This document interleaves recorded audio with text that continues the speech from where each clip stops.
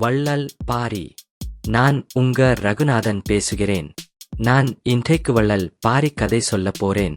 இந்த கதை பிடித்து இருந்தால் ரகுநாதன் சீனிவாசன் சேனலை லைக் பண்ணுங்க, ஷேர் செய்யுங்க, லைக் பட்டனை அழுத்துங்கள்.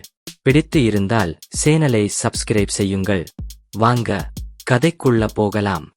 கடைச்சங்க காலத்தைச் சார்ந்தவர் குறிஞ்சி முருகனின் வேடர்களுமும் குறவள்ளி கொடிக்குலமும் ஓரே இனமாகச் சேர்ந்த வேளிர் குல வழியில் வந்த வள்ளல் பாரி மலையமான்.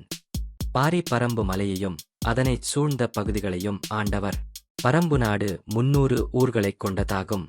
பாரி ஒரு வனம் சூழ்ந்த மலையால் ஆன பசுமையான பரிசாலி நாட்டின் இளவரசராக இருக்கிறார். மக்கள் பாரியிடம் அன்புடன் பழகுகிறார்கள்.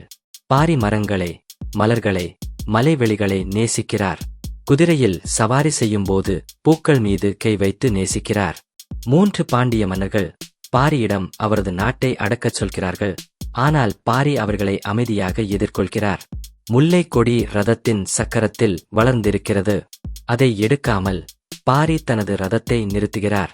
பாரி ஏழை மக்களுக்கு உணவு, உடை, பணம் தருகிறார். மக்கள் மகிழ்ச்சியுடன் வரிசையாக நிற்கின்றனர். பாடகர், சிற்பி, ஓவியர் ஆகிய கலைஞர்களுக்கு பாரி பொருள் கொடுத்து ஊக்கமளிக்கிறார். அரண்மனையில் வாசிக்கின்ற 2 இளமகள்கள் பாரி அருகில் அமர்ந்து புத்தகங்களை எடுத்துக் கொடுக்கிறார். கல்வியை ஊக்குவிக்கும் அரசன். 3 பாண்டிய அரசர்களும் அவரை சூழ்ந்திருப்பது போல காட்சி. பாரி தைரியமாக நிற்கிறார். போரில் தன்னையே அளிக்கிறார் பாரி. அவரது வீரச்சாவு அனைவரையும் வேதனையடையச் செய்கிறது. பாரியின் கதை கவிஞர்கள் பாடுகிறார்கள்.